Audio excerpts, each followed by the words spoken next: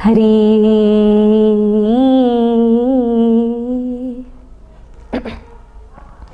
श्री हरि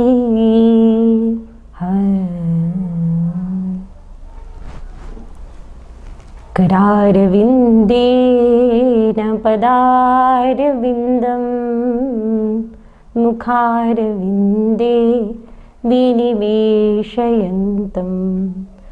वटस्य पत्रस्य पुटे शयानं बालं मुकुन्दं मनसा स्मरामि सुखावसाने त्विदमेव सारं दुःखावसाने त्विदमेव गेयम् देहावसाने त्विदमेव जाप्यम् गोविन्द दामोदर माधवेति माता यशोदा हरि को पुकारे जागो उठो मोहन नैन खोलो द्वारे खड़े गोप बुला रहे हैं द्वारे खड़े गोप बुला रहे हैं गोविंद दामोदर माधवेति हे कृष्ण यादव हे सखेति। नमामि सद्गुरुं शान्तं सच्चिदानंद विग्रहं पूर्ण ब्रह्म परानंदम ईशानंदी वल्लभम माधुर्य रसकल्लोलां शिवशक्तिरूपिणीं अमृतानुभवार्थाय वंदे ज्ञानेश नंदिनीं।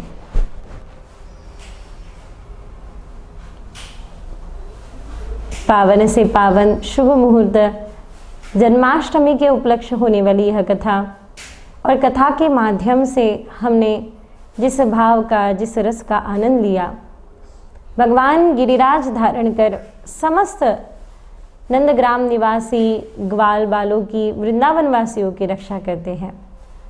केवल रक्षा ही नहीं तो उन्हें भी अपनी अपनी लाठी काठी लगाने का, गोवर्धन गिरिराज जी के तलहटी में रहने का एक अद्भुत अवसर सबको प्राप्त होता है। और हर कोई आते हुए यही कह रहा है कि ऐसा लग रहा है मानो गिरिराज जी और आपका रूप एक ही है गोविंद, और तभी से तो भगवान गोविंद कहलाए। आगे बड़ी विस्तृत कथा आती ही है श्रीमद् भागवत जी के द्वारा। जब इस स्वरूप का दर्शन समस्त ग्रामवासियों ने किया, समस्त ग्रामवासियों ने पाया, यानी नंदग्राम निवासियों ने पाया, तो बड़ी प्रसन्नता तथा हर्षोल्लास के साथ कि हमारे कान्हा, हमारे लाल जी सामान्य नहीं, हमारे लाल जी विशेष है। किसी ने पूछा, कान्हा तुम्हें इतना बल कहाँ से आता है? तो भगवान उत्तर देते हैं, कछु माखन ते बल बढ़ियो, कछु ग्वालन की न सहाय। और श्री राधा रानी की कृपा से गोवर्धन लियो उठाए। कुछ तो माखन, मैया जो माखन खिलाती थी उसका बल है, कुछ आप सब लोगों ने जो सहायता की उसका है, पर अगर ये धारण हम कर पाए हैं तो वो श्री जी की कृपा है। इसलिए कहते हैं श्रीनाथ जी के नेत्र झुके हुए हैं। किसी ने पूछा श्रीनाथ जी के नेत्र झुके हुए क्यों है? तो कहते हैं जब गोवर्धन गिरिराज जी को उठाया तो श्री जी आगे थे और श्री जी के चरणारविंद की ओर अपना ध्यान रखते हुए श्रीनाथ जी के पलके नीचे झुके हुए सदा रहते हैं। और जिस विलक्षण भाव से सब संतों ने गाया है, हम बार बार कहते हैं, राधा के बिना श्याम आधा कहते राधे श्याम, जन्म जन्म के भाग्य जगा दे एक राधा का नाम। राधा बिन सुनी बांसुरिया, बिन राधा आधा सावरिया। बिना राधा के तो सावरिया श्री सरकार स्वयं पूर्ण नहीं। और ये उन्होंने भी मान्य किया, जगत ने इस भाव को अनुभूति में पाया।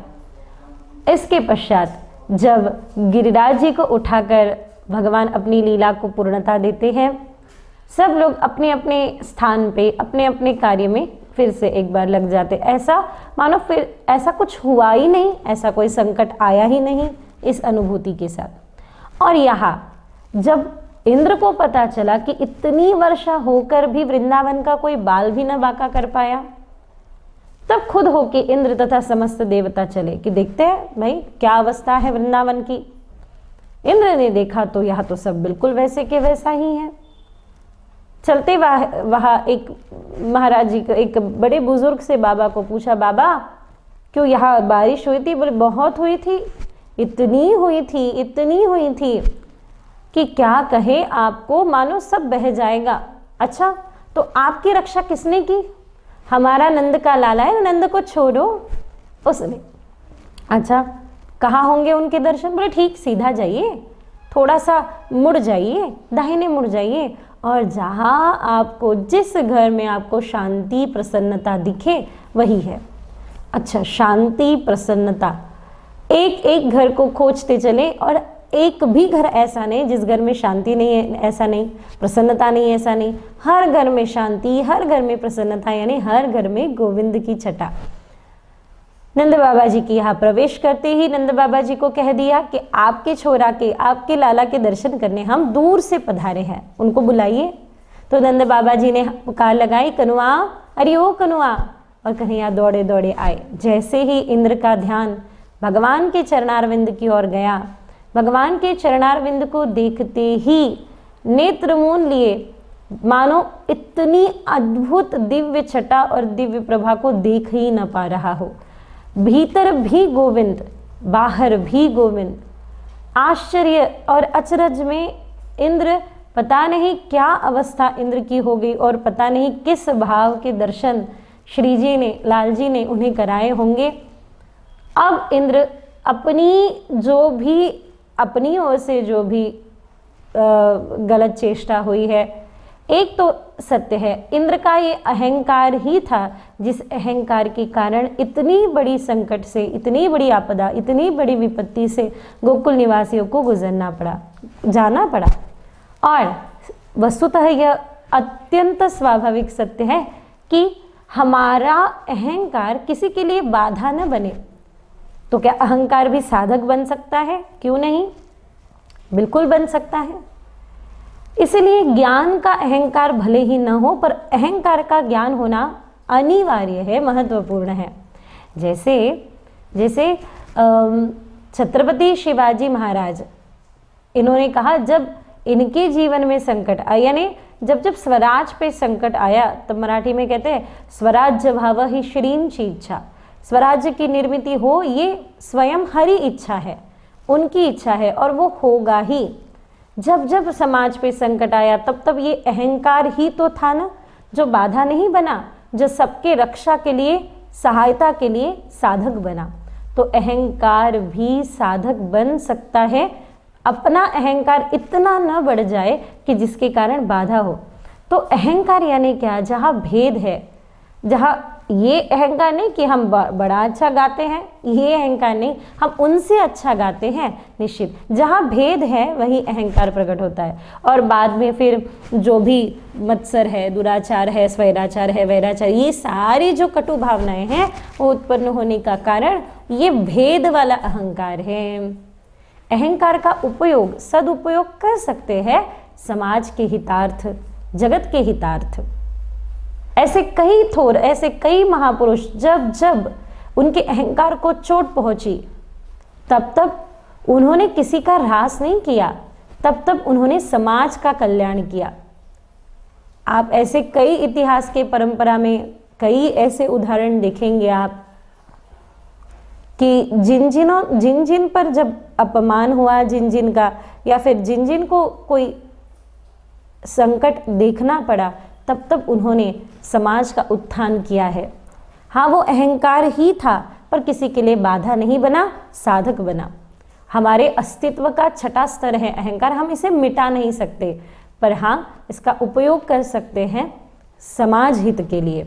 अब इसका जितना विस्तार करें उतना ही कम है, पर आप समझ जाइएगा, क्या आपके जीवन में जो भी रिस्पॉन्सिबिलिटीज़ है उसमें अहंकार इतरों के लिए बाधा न बने, हमारे सह साथियों के लिए बाधा न बने, साधक बनकर, सहायक बनकर हम चले।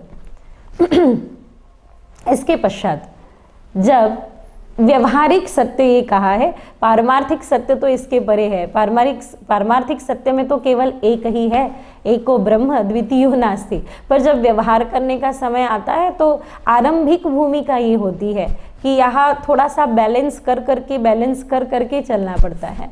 देहाशक्ति छूट जाए तो फिर क्या दिक्कत, देवाशक्ति में मन लग जाए तो कुछ अहंकार नहीं, कुछ बाधा नहीं, कुछ भी नहीं है वहाँ पे। चलिए आगे बढ़ते हैं। इंद्र ने तब क्षमा याचना, इंद्र ने क्षमा याचना जो कि बहुत ही अद्भुत सुंदर है। इंद्र ने क्षमा याचना की कि प्रभु, जैसे बालक अपने माँ के गर्भ में माँ को लात मारता है, पर माँ उस पर रुष्ट नहीं होती, अपने आसपास के लोगों को उल्टा कहती है, यानी आसपास के लोगों को बताती है, पता है मेरे गर्भ में जो बालक है उसने मुझे लात मारी है, लात। जैसे एक माँ अपने बालक पर रुष्ट नहीं होती, वैसे ही प्रभु आप है, त्वमेव माता च पिता त्वमेव, आप हमारे लिए हैं। हमने कभी गलती कर भी दी तो आप हमें निश्चित ही सुधारेंगे, क्षमा कर देंगे। वात्सल्य का अर्थ ही है जो जैसा है वैसा उसका स्वीकार करना, और उसने जैसा होना चाहिए वैसा उसको बनाना। और फिर इसके पश्चात गोविंद नाम का संबोधन इंद्र के द्वारा हुआ कि आपने गिरिराज धारण किया है, इसलिए आज से आप गोविंद कहलाएंगे। तो गोविंद मेरो है, गोपाल मेरो है, गोविंद मेरो है, गोपाल मेरो है, श्री बाके बिहारी नंदलाल मेरो है, गोविंद मेरो है, गोपाल मेरो है। इसके पश्चात शिवरात्रि के दिन भगवान अपने नंद बाबा की रक्षा करते हैं सुदर्शन के द्वारा, और फिर वरुण लोक में गमन होता है। द्वादशा निराहारश्च समभश्चर्य जनार्दन, द्वादशी के दिन जमुना जी में स्नान करते करते वरुण लोक के दूत नंद बाबा जी, वसुदेव जी महाराज को उठा कर ले जाते हैं। भगवान उनको भी छुड़ा कर वहाँ से ले आते हैं। सब ग्वालवासियों ने कहा क्यूरे कान्हा, तो अक्सर सबको कहीं ना कहीं घुमाने ले जाता है, हमें भी कभी कहीं ले जा। तो कहने लगे चलिए आपको मैं अपना निज धाम, अपना वैकुंठ धाम दिखा के आता हूँ। तो बड़ा सुंदर वैकुंठ धाम दिखाई दिया, जहाँ लक्ष्मी जी चरण सेवा कर रही है, भगवान शेष पे शयन कर रहे हैं, सब आसपास है, सभी ऋषि मुनि कतार में लगे हैं कि कम से कम हमारे मुकुट का अग्रभाग हम भगवान के चरण खड़ावा को स्पर्श कर सके। ब्रजवासी ने देखा भाई ये है तो सब अच्छा, पर हमें नहीं जच रहा, हमें अपने ब्रज में फिर से ले जाओ। अरे ये वैकुंठ की प्राप्ति के लिए तो सब कुछ कर, हर कोई अपना साधन इसी के लिए करता है। बोले होगा वैकुंठ अच्छा तुम्हारा, पर हम ब्रजवासी हैं ना। धन्य धन्य ब्रजवासी बड़ भाग, जय जय जय श्री वृंदावन, जिनके लिए सहज अनुराग, जय जय जय श्री वृंदावन। सहज अनुराग जिनके मन में है, और वे कहते हैं कि अरे एक कदम भी व्रज के आगे रखकर अगर मुक्ति ने चाहा कि हम आपको मुक्ति दे, तो भी हम एक कदम भी ब्रज के बाहर नहीं रखेंगे। मुक्ति कहे गोपाल से, मेरी मुक्ति बता, ब्रज रज उड़कर मस्तक चढ़ी, मुक्ति मुक्त हो जाए, यानी ब्रज की रज उड़कर मस्तक चढ़ती है तो मुक्ति को भी मुक्ति मिल जाती है। ऐसे भाव है ब्रजवास के, ऐसे ब्रज का निवास है, ऐसे बड़े भोले भाले हैं। और भोलापन ही ईश्वरीय, मासूमियत ही ईश्वरीय गुणों की अधिष्ठात्री है। देख, अधिष्ठात्री देवता होती है ना, अधिष्ठात्री देवता यानी जो मंडल है उस मंडल में मुख्य देवत, तो एक भोलापन, एक निरागसता जीवन में आए। और ब्रजवासी में तो ये तो है ही, एक बार भोली भाली ब्रजवासी बड़े भाव से कथा सुन रही थी और ऐसे ऐसे संस्कृत के बड़े बड़े विद्वान बड़े बड़े श्लोक का उच्चार कर रहे थे। वहाँ एक संस्कृत की प्राध्यापिका बैठी थी और यहाँ इन्होंने देखा कि एक भोली भाली ब्रजवासन जिसको कोई संस्कृत का इतना ज्ञान नहीं है पर रोए जा रही है, बड़े भाव से सुन रही है। तो पूछा उसे कि आपको इसके शब्द समझ में आ रहे हैं इनके महाराज जी के? तो उन्होंने उत्तर दिया कि अरे भाई मैं क्या बताऊँ आपको, स्वयं ब्रह्मा जी भी आए ना तो भी इनको समझ नहीं पाएंगे, इनके बड़े बड़े शब्द समझ नहीं पाएंगे, इतने बड़ी बड़ी बातें तो मेरे दिमाग में नहीं जाते। तो भाई इतने भाव से क्या सुन रहे हो? बस कुछ लाल जी श्री जी की चर्चा हो रही है, इसी में हमारा आनंद है, इसी में हमारा मन लग रहा है, बस गाते रहे हम, बस मुख से हम उच्चार करते रहे, जय जय राधा वल्लभ श्री हरिवंश, जय जय राधा वल्लभ श्री हरिवंश, जय जय राधा वल्लभ श्री हरिवंश, जय जय राधा वल्लभ श्री हरिवंश। इसके पश्चात बड़ी अद्भुत कथाएं हैं। इन कथाओं के माध्यम से निश्चित ही चिंतने चिंतने तद्रूपता, जिनका चिंतन करते हैं हम तद्रूप हो जाएंगे। अगर हम वस्तुओं का चिंतन करते हैं तो वस्तुओं के समान जड़त्व आ गया हमारे भीतर, हमारा हृदय स्निग्ध नहीं रहा, हमारा हृदय भक्ति से पिघलता नहीं, हमारा हृदय किसी का दुख देखकर संवेदनशील होता नहीं। इसका कारण जड़ वस्तुओं का चिंतन कर करके इतने जड़त्व को चले गए हैं। अब ये सारी बातें कहते हैं ना कि दुनिया ने समझदारी तो दे दी पर मासूमियत छीन ली, पर एक बार अपने फिर से निरागसता की ओर बढ़ते। हाँ हाँ होगा तुम्हारा वैकुंठ, हमें तो ब्रज की ओर ले जाओ, ब्रज ही हमारा सर्वस्व है। इसके बाद अनेकों कथाओं के माध्यम से भगवान के लीला चरित्र को गाया गया है। अब आते हैं सीधा रास पंचाध्यायी पर। रास पंचाध्यायी की कथा आरंभ करने से पहले हम आप सबको निवेदन करना चाहेंगे, कुछ सूचनाएं अनिवार्य है। देखिए, कोई भी सूचना के माध्यम से यात्रा आसान हो जाती है, सीधी हो जाती है, सरल हो जाती है। जैसे आप फ्लाइट में बैठे हो तो हमेशा मुझे बड़ा अचरज होता है कि हमेशा सेम इंस्ट्रक्शन कि सीट बेल्ट लगा लीजिए, फ़ोन को स्विच ऑफ मोड या फ्लाइट मोड पे डाल दीजिए, कोई दिक्कत हो आप हमें पुकार सकते हैं, इमरजेंसी लैंडिंग करना पड़े तो लाइफ जैकेट है, ब्ला ब्ला ब्ला।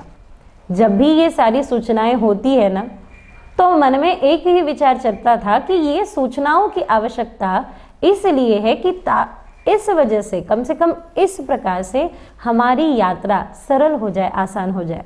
तो इसके बाद हम जो रासलीला जैसे महान अद्भुत कथा को सुनने जा रहे हैं, इस रासलीला जैसे कथा को सुनने से पूर्व कुछ सूचनाएं इस रासलीला की कथा को हमें सरल, इस यात्रा को हमें सरल बनाएंगे। केवल सरल नहीं बनाएंगे तो हमारा जो विजन है वो स्पष्ट हो जाएगा, वो बिल्कुल ही स्पष्ट हो जाएगा। तो सबसे पहले खुद को अहोभाग्यशाली समझना मत भूलिएगा कि इस रास पंचाध्यायी की कथा सुनने के हम पात्र हो रहे हैं। दूसरा सबसे महत्वपूर्ण, अगर हम इस बात का चिंतन करें और इस बात की ओर अगर हम देखें तो हमें एक बात निश्चित ही पता चलेगी कि बिना सौभाग्य के, बिना अहोभाग्य के यहाँ आना कठिन है। अक्सर हम कहते भी हैं, अच्छा कितने लोग कल तक नहीं सुन पाए कथा, हाथ उठाइए। तो कुछ लोगों ने हाथ उठाया होगा कि नहीं सुन पाए कल तक, और कितने लोग आज सुन पा रहे हैं, हाथ उठाइए। जो कल तक नहीं सुन पाए पर आज भी अगर सुन पा रहे हैं तो भाग्यवान है। सीधा श्रीमद् भागवत जी के दशम स्कंद के हृदय में प्रवेश करने जा रहे हैं, रास पंचाध्यायी को सुनने जा रहे हैं, जहाँ शिव के जिस जीव के शिवत्व को, यानी इस व्यक्ति के विराट हो जाने की कथा है। अंत तो गत्वा, इस जीव को उस चैतन्य के प्राप्त होने की यह कथा है। सबसे महत्वपूर्ण, इस कथा को गोपी दृष्टि से सुनना होगा। गोपी दृष्टि यानी गोपांगनाओं की दृष्टि चर्म दृष्टि नहीं है। रहदास, तुलसीदास, सूर, नानक, इन सब ने उस गोपी भाव का अनुभव किया, सखी भाव का अनुभव किया। गोपी भाव का अर्थ ये है कि जहां केवल और केवल श्री कृष्ण है। और सबसे महत्वपूर्ण, इन सब के साथ अगर हमें इस अद्भुत कथा को सुनने का अवसर मिल ही रहा है तो अपने मन को बता दीजिएगा कि खबरदार, हर एक शब्द को साक्षी भाव से सुनना है। न जाने कौन सा ब्रह्म शब्द हमें किस भाव का दर्शन करा दे। हम किस भाव के, शब्द सामान्य नहीं है, शब्द मोती है, हृदय में प्रवेश कर भाव की जागृति करता है, भाव स्थैर्य दिलाता है। शब्द जिस भाव से निकला हो उसी भाव से। इसीलिए तो आप देखिए इतने पुराने शब्द है, अधरम मधुरम वदनम मधुरम नयनम मधुरम हसितम मधुरम। सुनते ही या कहते ही आगे एक बड़ी सुंदर विलक्षण मूर्ति हो जाती है खड़ी, कि मानो अधरों पे अपने मुरली धारण किए भगवान चरणारविंद पे चरणारविंद चढ़ाए, अपने चरण पे दूसरा चरण चढ़ाए, सावला सा सुंदर सलोना सा रूप, गले वैजंती माला है, हृदय पर श्रीवत्स चिन्ह है, और अद्भुत छटा का दर्शन हम पा रहे हैं। होते हैं ना दर्शन। गोपा मधुरा गावो मधुरा, लीला मधुरा माला मधुरा, यष्टिर मधुरा सृष्टिर मधुरा, मधुराधिपति अखिलम मधुरम, अधरम मधुरम वदनम मधुरम नयनम मधुरम हसितम मधुरम। सुनते ही कण कण से गोविंद के हम हो जाते हैं। ऐसा ही भाव यहाँ रास पंचध्यायी के प्रति अपना अवश्य रखिएगा। भगवान पिता रात्रि शरदोत्फुल्ल मल्लिका विक्षण रंतु मनश्चक्रे योग माया मुपाश्रितः।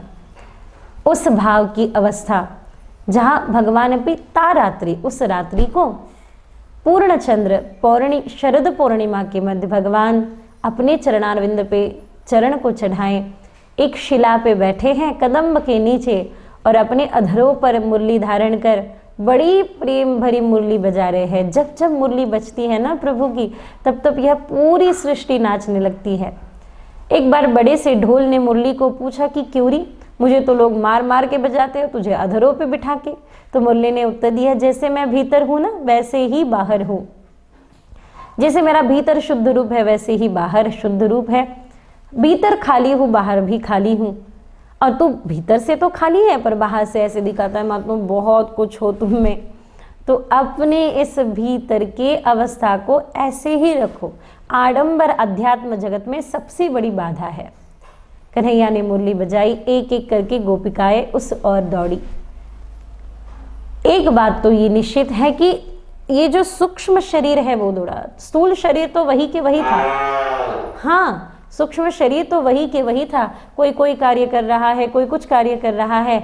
जैसे मुरली सुनी, जैसे मुरली का नाद सुना, धुन सुनी बांसुरी की सुध बुध में खो गई, भूल गए लोक लाज बस तेरी मैं हो गई, बस तेरी मैं हो गई, बस तेरी मैं हो गई, तेरी मुरली की मैं हूँ गुलाम, मेरे अलबेले शाम तेरी मुरली की मैं हूँ गुलाम, मेरे अलबेले शाम, अलबेले शाम मेरे मतवाले शाम, अलबेले शाम मेरे मतवाले शाम। जब भगवान मुरली नाद करते हैं तो सबका चित्त चुरा लेते हैं। जरा धीरे से बजाना मुरली बजाने वाले, मुरली बजाने वाले बंसी वंशी है क्या। भगवान की वेणु वे है जिसके आगे ब्रह्मानंद और विषयानंद भी अणु समान प्रतीत होता हो, वही तो है गोविंद की वेणु। भगवान ने अपना वेणुनाद आरंभ किया, श्री कृष्ण अपना वेणुनाद आरंभ करते हैं।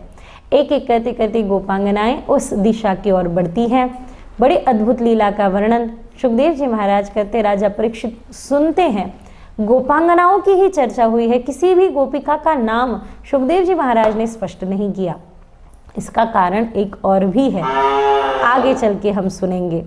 और जब भगवान बड़ा अद्भुत वेणुनाद करे और बड़े भाव से गोपांगना आके विराजमान हो रही है, कोई कहता कितना सुंदर रूप है, पर कुछ भी कहिए आप, ये बड़ा छलैया है, बड़ा ही छलैया है। पता है, क्योंकि इसकी छलैया स्वरूप के आगे हम भी बलिहार हैं, हम भी निहार हैं। देखिए इसका रूप कैसा है। जब जब ये मुरली बजाता है मन और चित्त को चुरा लेता है, मनमोहन कहलाता है।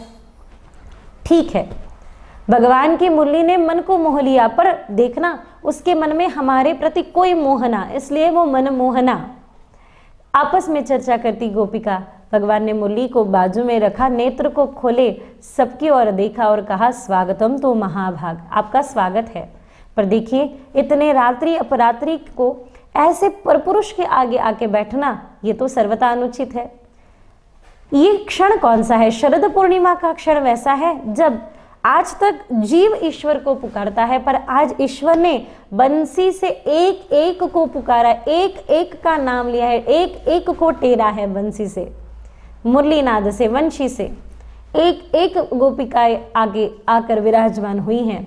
और तभी कहते हैं कि जब कन्हैया ने कहा कि इस परपुरुष के आगे आके क्यों बैठी हो, तो गोपांगनाएं कहने लगी आप परपुरुष नहीं हैं, आप परम पुरुष हैं। भगवान समझाते, देखिए दुर्लभो दुर्गमो जैसा भी हो, रोगो जड़ो ध्यनो पिवा, जैसे वे पति हो, आपको अपने पतिव्रत, भगवान स्त्री धर्म समझाते हैं, अपने पातिव्रत्य को निभाना आप सबका आद्य कर्तव्य है। ठीक है कन्हैया, बड़ी सुंदर बात कही तुमने, और कुछ सुनाना चाहते हो? बोले हाँ, एक उदाहरण भी बताऊंगा, प्रवचन देना है तो अभी आरंभ कर दिया। तो देखिए एक बार के समय में एक अग्निहोत्र दाम्पत्य था। घर में अग्नि जलती थी, सब कोई अग्नि पूजा करते थे। एक दिन पति आके उसके गोदी में सर रखकर सोए है। अब गोदी में सर रखकर सोए है और नन्हा सा बालक इधर उधर घूम रहा है, खेल रहा है, उसी का चल के जाता और चलकर उस अग्नि में गिर न जाए, और जैसा ही देखा अग्नि में गिर न जाए, उठती है तो पति की निद्रा भंग होती है, और नहीं उठती है तो नन्हा सा बालक अग्नि में जाके गिरने की संभावना है। क्या करे क्या करे, नेत्र मुन लिए, जो भी हुआ भगवान पर छोड़ दिया, जो जैसा भी होगा देखा जाएगा। और आश्चर्यचकित होके सब देखते रहे, क्या हुआ? हाँ, अग्नि ने फूलों के रूप में रूपांतर कर लिया। ये उसके पातिव्रत्य धर्म का फल था।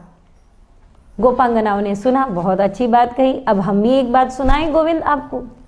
एक दाम्पत्य जीवन बड़े भाव से जीता, अपने पति की सेवा करती थी। एक दिन पति को युद्ध पे जाने का अवसर मिला और पतिदेव ने कह दिया कि हमें तो जाना है युद्ध पे, पर आप हर दिन हमारी सेवा करते हो, बिना सेवा के भोजन नहीं पाती हो, तो मेरा चित्र आपके पास रखिए, जब तक हम ना लौटे आप इस चित्र की पूजा करिएगा। प्रतिदिन चित्र की पूजा करने वाली ये गोपांगना एक दिन युद्ध से इसके पति लौटे। अब आप ही बताओ गोविंद, द्वार पे वास्तविक पति खड़े हैं और यह चित्र की पूजा कर रही है, उठकर पति को भीतर ले या चित्र की पूजा करते रहें? बोले स्वाभाविक सत्य है, अगर वास्तविक पति द्वार पे खड़ा हो तो क्यों एक चित्र की पूजा करते बैठना? यही तो समझा रहे थे आपको। ये तो आप वो है, आप वो मेरे हैं, आप वो हमारे हैं कि जो अनंत जन्म के पति है, और ये वे हैं कि जो चित्र के समान है। अगर आप मिल ही गए हैं तो क्यों इनकी ओर मुड़ के देखा जाए। आज यहाँ पे वर्णन आता है कि माता पार्वती ने श्रृंगार आरंभ किया। भगवान सांब सदा शिव जी ने पूछा कि कहाँ जा रही हो, आपको पता नहीं? हम तो जा रहे हैं रासलीला में सम्मिलित होने हेतु। तो शिव जी ने कहा देखिए मुझे भी साड़ी पहना दो, मुझे भी ले चलो। मैंने नहीं, वहाँ तो केवल एक परम पुरुष कृष्ण, बाकी सब गोपिकाएं। तो ठीक है, साड़ी मुझे भी पहना दो, गोपिकाओं का वेश मुझे भी धारण करा दो, पर ले चलो। एक दिन वो भोले भंडारी बन कर के ब्रज नारी वृंदावन आ गए हैं, गोकुल में आ गए हैं। पार्वती ने मना किया, पार्वती ने मना किया, ना माने त्रिपुरारी वृंदावन आ गए हैं, गोकुल में आ गए हैं, वृंदावन आ गए हैं, गोकुल में आ गए हैं। आ गए हैं, वृंदावन आ गए हैं।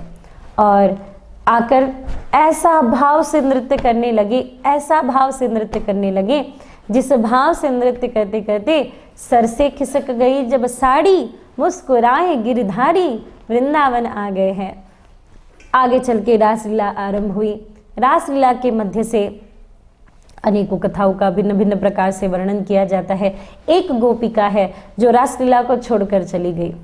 रासलीला जैसे अद्भुत सुख को छोड़कर चले जाना, ये कोई सामान्य गोपिका होना संभव नहीं, क्योंकि जिसकी चित्त बुद्धि स्थिर हो गई है, जिसका भाव अत्यंत दृढ़ हो गया है, निश्चित वे गोपी है। सुख दुख समय कृतवा लाभा लाभो जया जयो में जो रम गए हैं, निश्चित ये वही गोपिका है। एक वृक्ष के नीचे बैठकर सोच रही है, अनंत प्रेम करती हूँ कृष्ण पे, पर ये किसी को पता न चले, मेरे वजह से मेरे इष्ट मेरे प्रिय को कोई क्षति, कोई आपदा, कोई यातना न हो। ये प्रेम का परिपूर्ण लक्षण है। तुम लालन संग उदित विराजो, मोहे करो मुख चंद चकोरी। ये प्रेम का परिपक्व स्वरूप है कि जैसी प्रेमी की इच्छा हो वैसा व्यवहार हमारे द्वारा हो। सेवा की यही विशेषता है, हम जैसा चाहते हैं वैसी सेवा करना नहीं, उनकी जैसी इच्छा है उस अनुसार सेवा करना। सभी सखियां ललितादिक, विशाखादिक, इंदुलेखादिक ऐसी ही सेवा पाते हैं। और इन सखियों दीदी के द्वारा जैसे सेवा होती है श्री जी लाल जी की, हम भी उन्हीं की ओर बढ़ते हुए अपनी सेवा को समर्पित करें। और ऐसा ही हुआ। जब वह गोपिका एक वृक्ष के नीचे बैठी, भाव से विभोर होते हुए, भाव से भगवान की हो चुकी थी, तभी वहाँ एक शुक आए। और शुक तोता, जिसको उन्होंने पूछा, गोपिका ने पूछा, क्या मैंने जो जो कहा आपने सुना? हाँ सुना। किसी को जाके कहोगी तो नहीं? बोले शुक का स्वभाव क्या है? तोते का स्वभाव ये जो सुनेगा वही कहेगा। बोले वही सब कहेंगे। तो ठीक है, देखो गुरु की बात, गुरु का गुह्य किसी को नहीं कहना चाहिए। आज से मैं आपकी गुरु हूँ और हमारा गुह्य किसी को मत कहिएगा। वो शुक अन्य कोई नहीं, वो शुक स्वयं सुखदेव जी महाराज है, जो उस गोपिका, और वो गोपिका कौन है? हाँ, लोग कहते हैं कि पूरे श्रीमद् भागवत में कहीं भी राधा जी का नाम नहीं है। श्री राधा जी का ही नहीं, कोई गोपिका का नाम नहीं है, क्योंकि वे नाम नहीं चाहती, वे तो भाव प्रेम की प्यासी है और उन्होंने अपना भाव समर्पित कर दिया। इसलिए सबको गोपी, गोपी यानी गोपिका, गोभिर इंद्री, हर एक इंद्रिय से जो कृष्ण रस का पान करती है, जिन गोपिकाओं के नेत्र कृष्ण देखते हैं, जिनके कर्ण में केवल कृष्ण है, जिनके मुख में केवल कृष्ण है, जिनके चित्त रोम रोम में केवल कृष्ण समाये हैं। इसलिए किसी गोपिका का नाम नहीं लिया है सुखदेव जी महाराज ने। हाँ बिल्कुल यही सत्य है यही सत्य है। और वो राधा जी का नाम क्यों नहीं है? तो किसी गोपिका का नाम नहीं। और दूसरा ये कारण है, सुखदेव जी महाराज एक बार श्री जी का नाम उच्चार ले, क्योंकि वे तो गुरु है हमारी, तो एक बार श्री जी का नाम उच्चार ले तो 6-7 महीने की समाधि लगती थी। मंत्रोच्चार के द्वारा समाधि उतराकर फिर एक बार कथा सुनानी पड़ती थी, सुनना पड़ती थी, तो क्या करे। इसलिए हाँ, नाम नहीं आया है कहीं राधा जी का, इसका अर्थ है ये नहीं है कि श्री जी का अस्तित्व नहीं था। तो श्रिय प्रियस्य प्रियम इति सह श्री राधा, जो प्रिया की ही जो प्रिय है वे है। तो श्री जी के नाम के यानी राधा जी के नाम के बदले में श्री इस नाम का उच्चार हुआ है। तो जहाँ जहाँ श्रीमद् भागवत में श्री उच्चार होता है समझ लीजिएगा वही वही श्री राधा जी का नाम है। कहाँ कहाँ होता है? भागवत कथा की शुरुआत ही तो श्री से होती है, श्रीमद् भागवत। तो भागवत जी का आरंभ ही श्री राधा जी से है। ऐसा एक हमारी ओर से भाव निवेदन, जब जब ये प्रसंग का चिंतन हुआ तब तब यही भाव जगा मन में, इसलिए वो प्रकट किया कि जहाँ जहाँ श्री है वहाँ वहाँ श्री यानी श्रेष्ठ यानी श्री राधा जी का नाम है, श्री जी का नाम है। और भागवत जी का आरंभ तो श्री से ही है, यानी भागवत जी का आरंभ ही श्री राधा जी से है। अब इसके पश्चात एक एक लीला करते भगवान एक रास लीला से लुप्त हो जाते हैं, छिप जाते हैं। कहाँ छिपते हैं? उन्हीं के भीतर छिप जाते हैं। गोपांगनाएं रोती बिलकती गाती, जयति तेधिकं जन्मना व्रज श्रयत इंदिरा शश्वदत्रहि दैतदृशतां दीक्षुतावकाश तैधृता तव त्वां विचिन्वते शरदुदाशये साधु जातस सरसी चोदर श्री मृषा दृशा सूरतनाथ ते अशुल्क दाशिका वरद विघ्नतो नेह किं वध। अशुल्क हम आपकी अशुल्क दासिका है, कोई शुल्क लिए बिना आपकी सेवा कर रहे हैं, इसलिए दर्शन दीजिए। और आगे चल के कहते आप सोच रहे होंगे कि इतना विरह अगर गोपिकाओं को व्याप रहा है तो ये प्राण क्यों नहीं त्यजती? इसका कारण भी तो आप ही है न गोविंद। तव कथामृतम तप्त जीवनम कविभिरीडितम कल्मषा, इसका कारण भी आप ही है।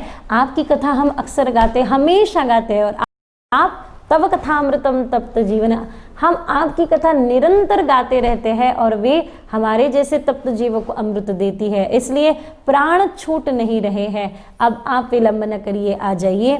भगवान ने इस भाव विभोर याचना को सुनकर प्रकट होकर फिर एक बार रासलीला को पूर्णता दी है।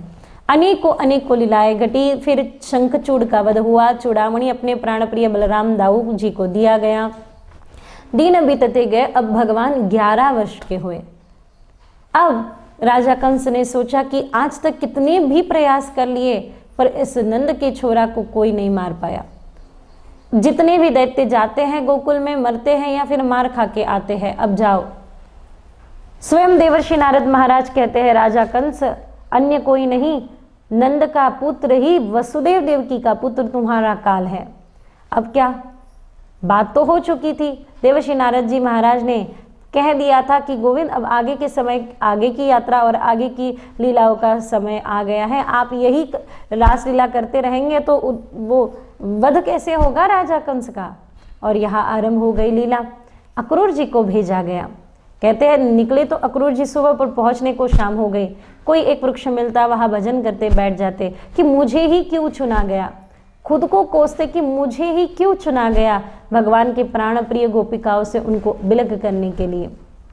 पता तो है कि राजा कंस के मन में जरूर कुछ न कुछ विपरीत है। यहाँ से आगे चले, यहाँ से आगे चलकर अक्रूर जी महाराज, क्षमा करिएगा, अक्रूर जी महाराज जब पहुँचे हैं गोकुल नगरी में तो गोकुल बड़ा संपन्न, बड़ा भाव विभोर, सब ने मिलके बड़े आदर सत्कार के साथ अक्रूर जी का स्वागत किया। चलकर नहीं जा पाए तो लेटते लेटते जाकर सीधा भगवान के चरणारविंद पे अपना मस्तक रख दिया। अब पूछा नंद बाबा जी ने, यहाँ आने का कोई विशेष उद्देश्य? हाँ, गोविंद को ले जाने आया हूँ। पता था नंद बाबा जी को कि 11 वर्ष के हो जाने के पश्चात चले जाएंगे तो फिर से लौट के आना भगवान श्री कृष्ण का कठिन है। कन्हैया तू छोड़ के चला जाएगा। अपने नेत्रों से अश्रु को छिपाते कौन समझाएगा यशोदा को, कौन कहेगा यशोदा को। वे तो इस कल्पना से भी टूट जाएगी, बिखर जाएगी यशोदा। कन्हैया ने कहा मैं कहूँगा मैया से।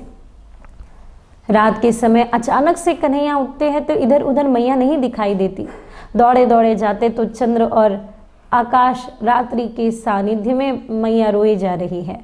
सोचिए, थोड़ी देर के लिए दूर पढ़ने वाले बदलते हुए बच्चे की आवाज़ पहचान लेती है माँ, शायद तूने खाना नहीं खाया आज, भोजन नहीं पाया आज। तो ये तो यशोदा है, क्या इसे पता नहीं था कि अपने पुत्र, मेरा पुत्र मुझसे दूर जा रहा है। माँ को आलिंगन किया, माँ को कह रहे माँ रोना नहीं। अरे मेरे जैसे कितने पुत्रों का वध उनकी ही माँ के आगे राजा कंस ने किया है। आप तो जानती हो ना माँ, जन्म लेते ही पुत्र का मर जाना कितना दुख का बात है। जन्म लेते उस पुत्र के माँ का मर जाना कितनी दुख की बात है। क्या इस पे कोई औषधि है? अपने नेत्रों के आगे बालकों की, अपने बच्चे की अर्थी उठती हुई देखना, क्या इसकी कोई औषधि है? इस जगत के वो सत्य है जिसे अगर देखा जाए तो काल समय ही औषधि के रूप में आता है। और ऐसे कई सारे अपराध कंस के द्वारा हुए हैं। माँ हमें तो जाना होगा ना, अगर जाना था तो आया क्यों? हे कन्हैया मुझे इतना प्रेम दिया क्यों? तभी कहती थी गोपिका मत कर उससे प्रेम, एक दिन छोड़ के चला जाएगा। तूने अपने गर्भ से उसे जन्म नहीं दिया ना, इसलिए छोड़ के चला जाएगा। मैं तुम्हारी दासी हूँ। माँ मत कहे मुझे, भले ही दासी के रूप में एक निवेदन सुन ले, रुक जाना गोविंद, मत जा कन्हैया। माँ आपको दासी कहना, क्या ये मेरी पात्रता? आज तो जगत धारण करता, पालन करता भगवान के नेत्रों में भी अश्रु है। ये ऐसा स्नेह है जो स्नेह शायद वैकुंठ में भी नहीं मिला है। इसीलिए तो भगवान अपने वैकुंठ धाम को छोड़कर इस जगत, इस मृत्यु लोक पे आए। माता पिता का स्नेह, नंद बाबा तथा यशोदा मैया का स्नेह इतना अद्भुत है कि जिसको देखकर स्वयं पालन करता नारायण भी ललचाए।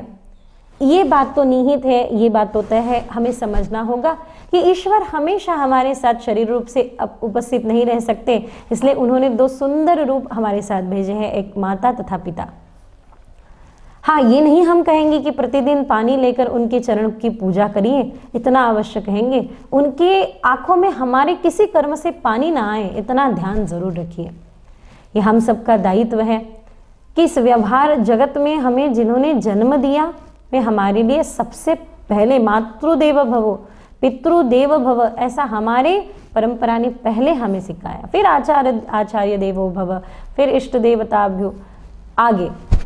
पर प्रारंभ तो इस शरीर को, जिस शरीर ने दिया, जिस माता पिता के द्वारा यह शरीर साधन के लिए मिला, उनके कोटि कोटि ऋण सदा सदा के लिए हम पे है। और ऋण का उऋण होना जरूरी है, आवश्यक है। माता पिता का ऋण, जनेऊ जब पहनाया जाता है तो जनेऊ पे एक गांठ उसी की होती है, माता पिता के प्रति हमारा कर्तव्य। और हमारा कर्तव्य इतना है कि हमारा व्यवहार ऐसा न हो। हाँ, अक्सर आदतें अलग हो सकती है, हमारी इच्छाएं, उनकी इच्छाएं हमारे प्रति अलग हो सकती है।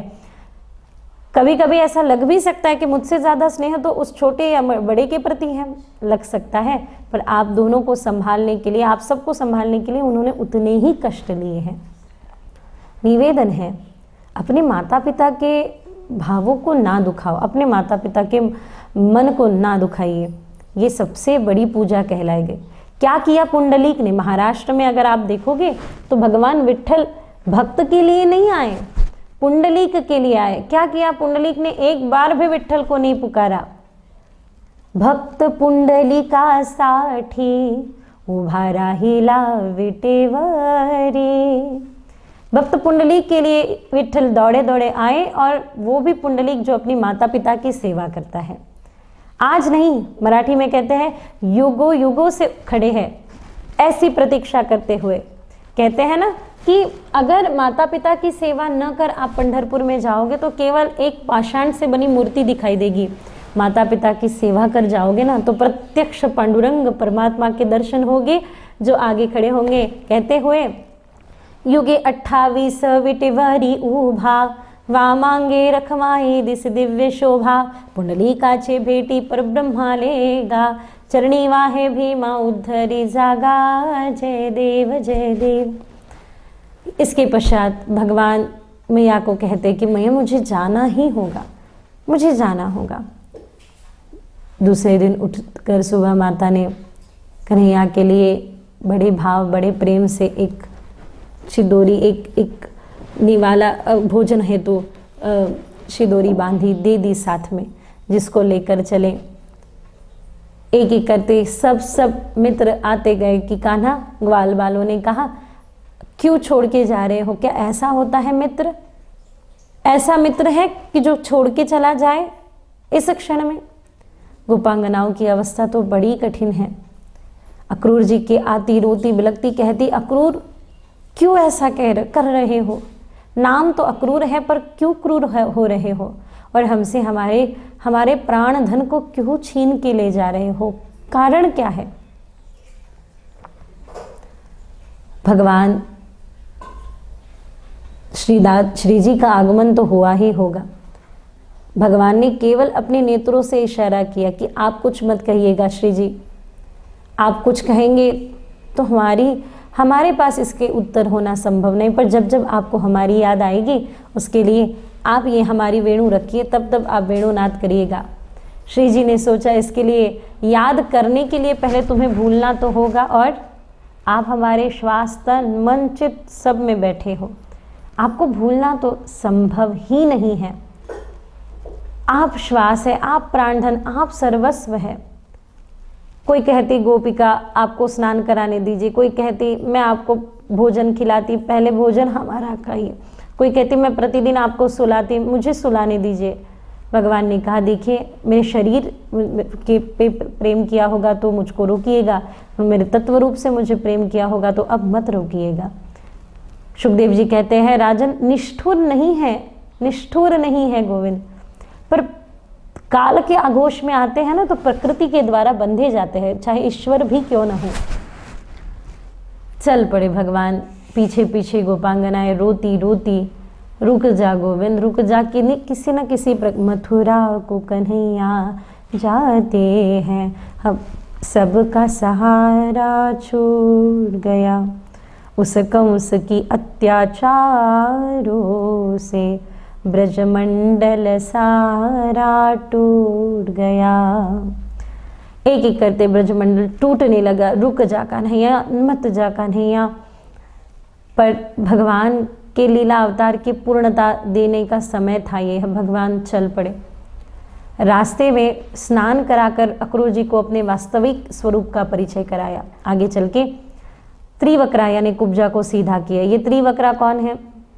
3 जगह पे मुड़ा हुआ हमारा मन, जल्दी प्रभावित होना, जल्दी कलुषित होना, जो भी इसका स्वभाव है उसको सीधा किया। सुदाम मालिक जी का भेंट ली। एक एक करते भगवान आगे चले। धनुष्य भंग हुआ। राजा कंस की हत्या यानी राजा कंस को भी मारा। कुलपीड़ हत्ती का उद्धार होना, हाथी का उद्धार होना, ये सारी कथाएं आपने सुनी है। गुरुगृह जाकर गुरुपुत्र के समान व्यवहार करना ही गुरुपुत्र को ले आना, ऐसा है।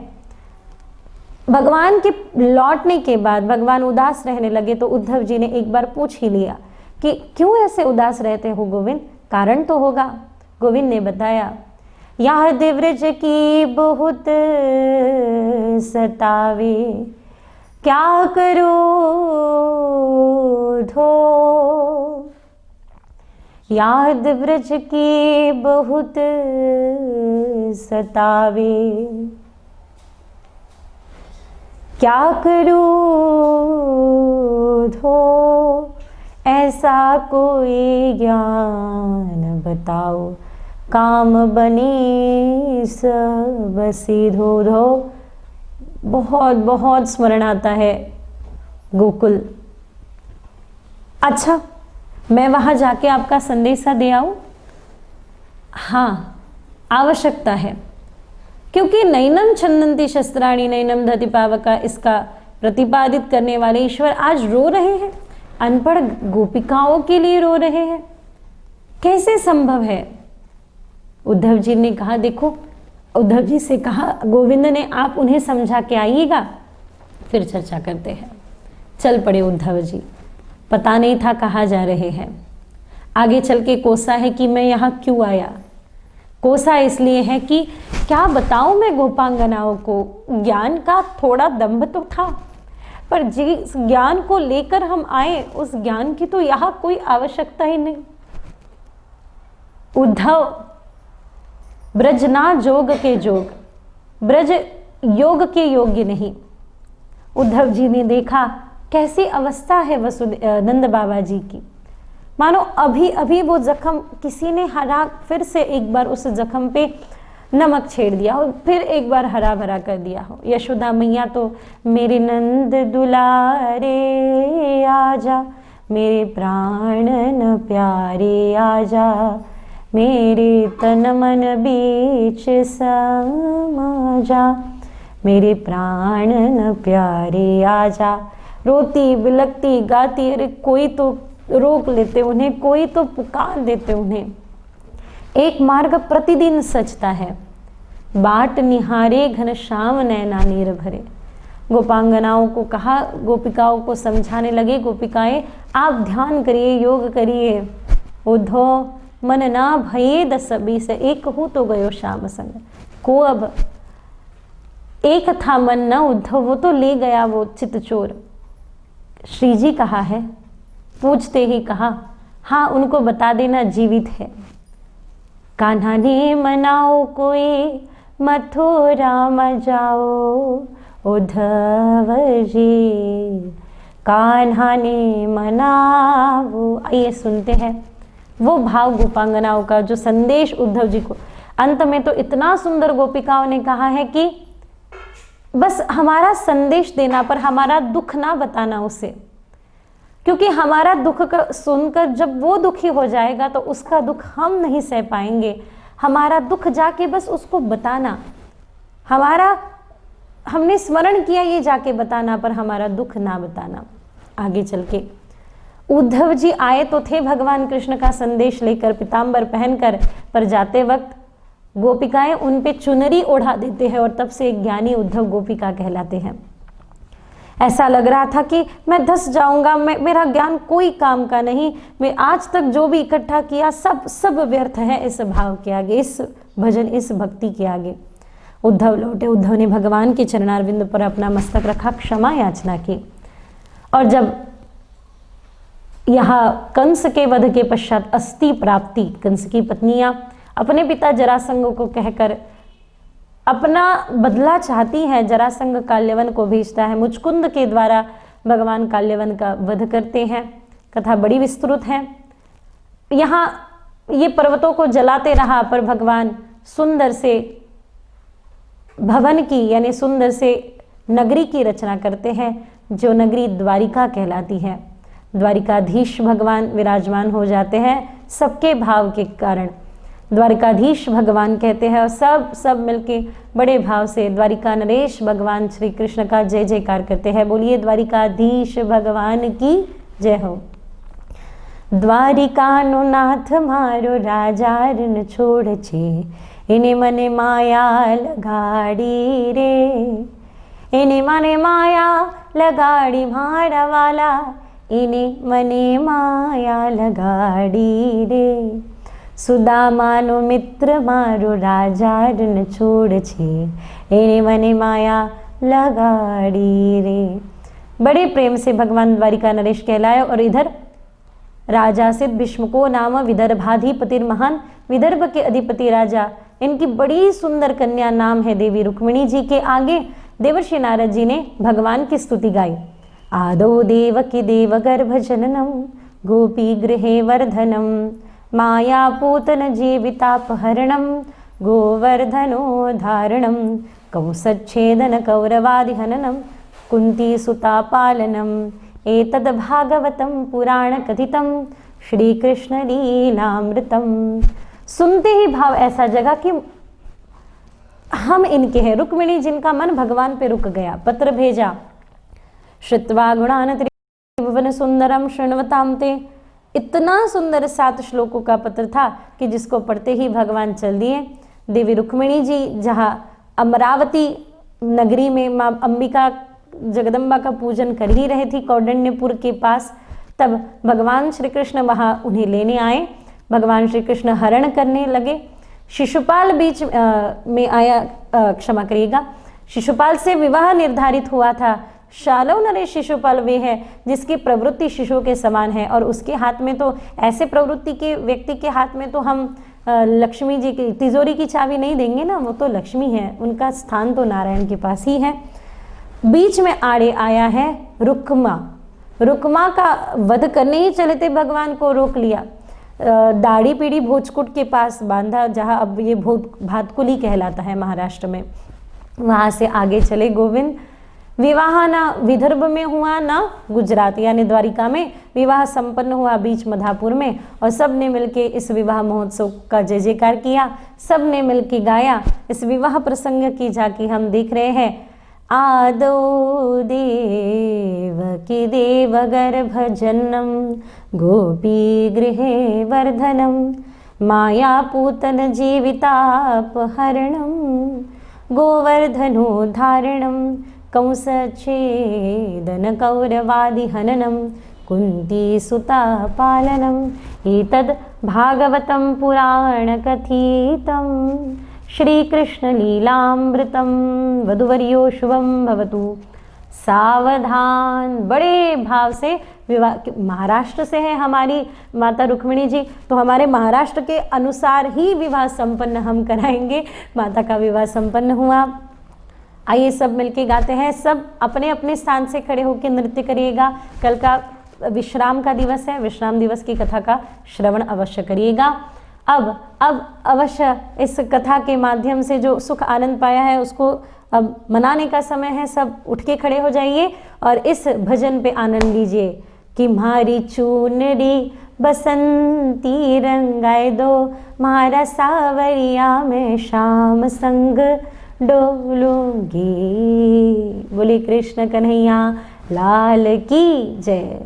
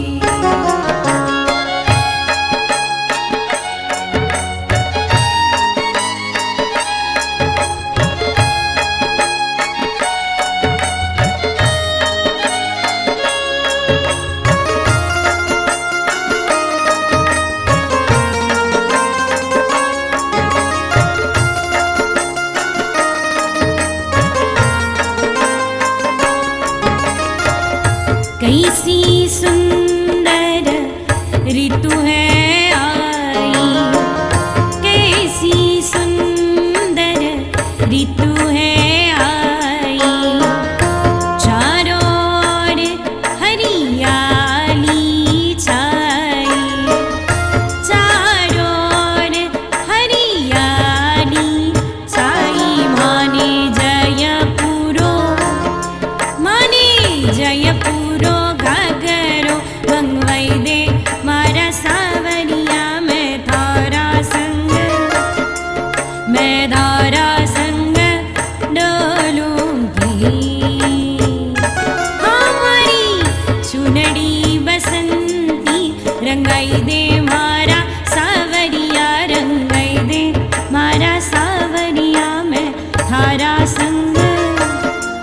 मैं धारा संग डोलूंगी। मैं धारा संग डोलूंगी। मैं धारा संग डोलूंगी। मैं धारा संग डोलूंगी।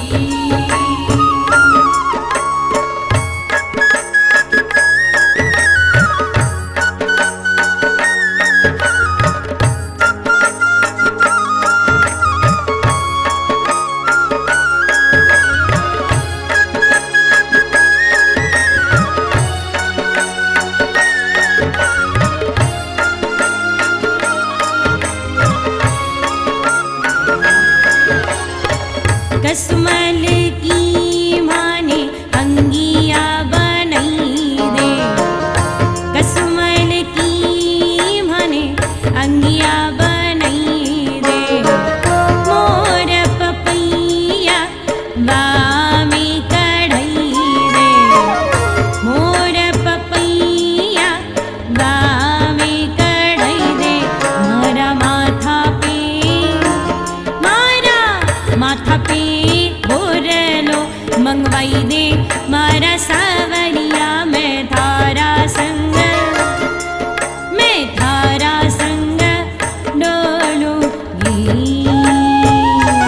मारी चुनड़ी बसंती रंगाई दे। मारा सावरिया रंगाई दे।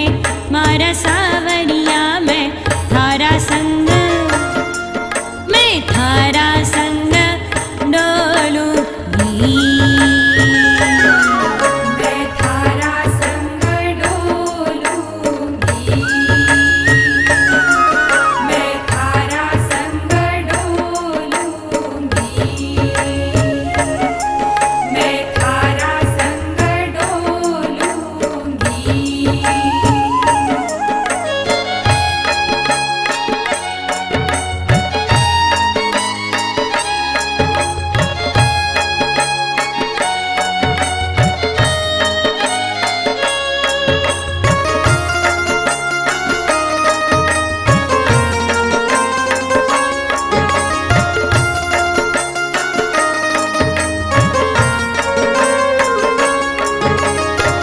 नाका में भाने नथनी पहनाई दे।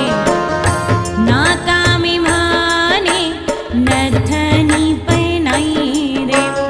नाका में भाने नथनी पहनाई दे। नथनी में भाने रतन जड़ई दे।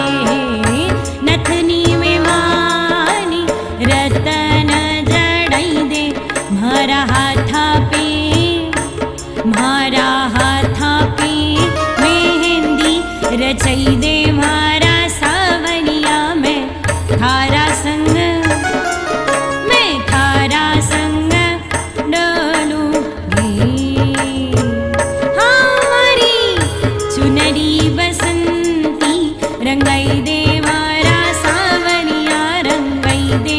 म्हारा सावरिया मैं थारा संग डोलूंगी। मैं थारा संग डोलूंगी। मैं थारा संग डोलूंगी। मैं थारा संग डोलूंगी।